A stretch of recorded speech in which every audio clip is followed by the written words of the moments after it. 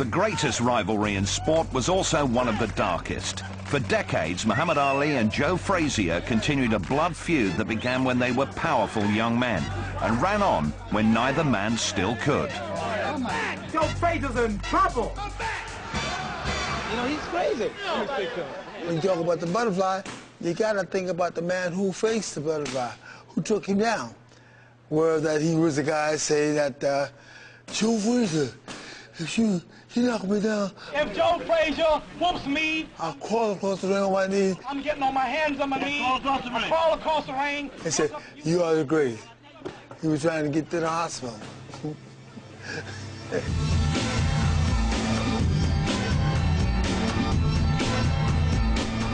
Joe Fraizer still lives in Philadelphia, the city he made home at the start of his boxing career. His gym hosts a new generation of boxers from one of Philly's toughest neighborhoods. Born in brutal poverty in South Carolina himself, Fraizer escaped north to fight for a new life. I lived my life on the basis of being champion of the world. I wasn't gonna let nobody stop me. And he got in the way. I had to move it. Now spit it at him. In the back office of Joe Fraizer's gym hangs a photo that's close to his heart. It's a shot of Ali being knocked down in their first fight in 1971. You know, it's something I've done a lot of men didn't do. Something I've done that the whole world can see. To understand their rivalry, it pays to remember the racially divided America in which these two proud black men grew up. I'm gonna whoop you like you ain't never been whooped. You wait. I'm gonna whoop you like you ain't never been whooped. Ali's sharp tongue always gave him an edge in the pre-bout banter, but when he called Fraizer an Uncle Tom, a black man who is subservient to whites, he went too far. I'm gonna embarrass you for life. You owe Uncle Tom.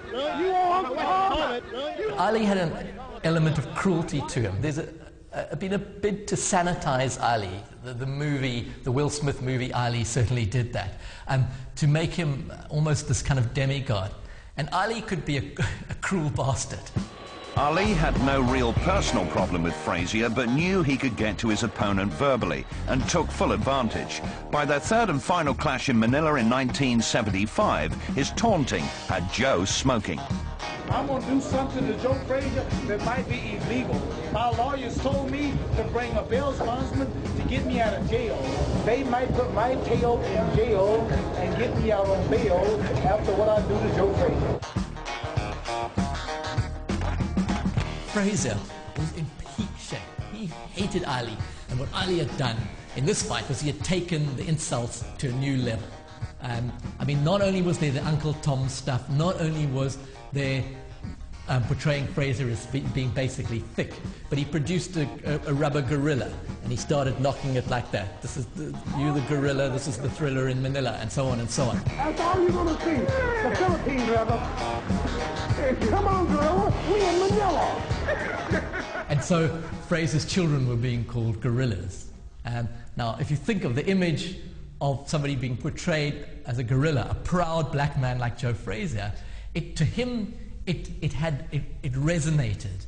When a man is nervous and like out of line, probably not comfortable with himself, he might say anything. He might just jump up and say anything crazy, you know what I mean? And that's him. And maybe if you had probably took his blood pressure when he was talking, he probably went up to about 160 over 200. And you wait, all knees shall bow when I get the gorilla in Manila. The pair were tied at one victory apiece when they arrived for their final showdown in Manila. It was a fight that had it all and nearly ended it all for both of them. Manila was hot, humid, wild.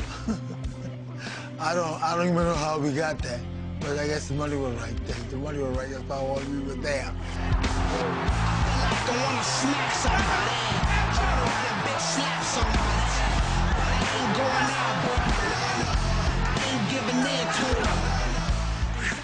What a murderous fight. I was exhausted working the fight. It was hot. It was like under a tin roof.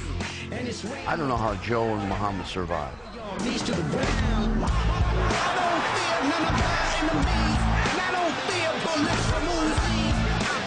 third fight was the best fight, I believe, in boxing history, because they nearly killed each other. And they fought with such intensity, under such adverse conditions. The shots that I caught him with, man, that it would take down sides of this building.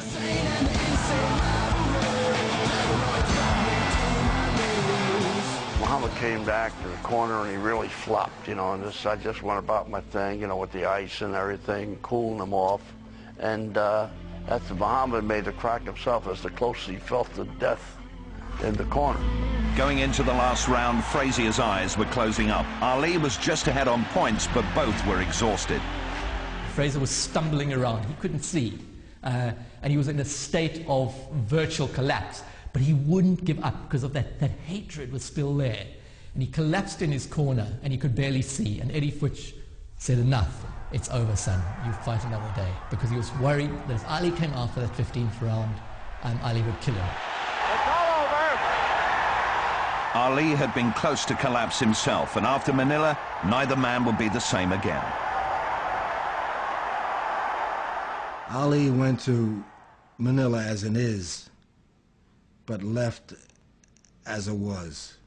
Years later, I'm visiting him in Hancock Park, and I said to Ali, "Geez, let's watch the fight in Manila." He looked at me with vacant eyes. He said he would show me any fight that I wanted to see, but he said, "Not that fight. I don't want to look at hell again." In 1989, the pair appeared together in London to promote a video with George Foreman, and Fraizer was still the butt of Ali's jokes.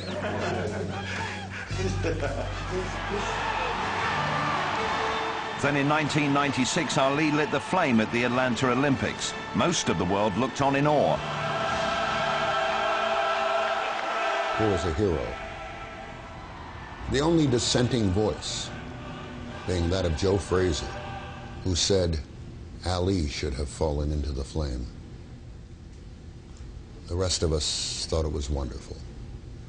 And yet the rest of us knew what Joe was talking about. We was fighting. We was at war.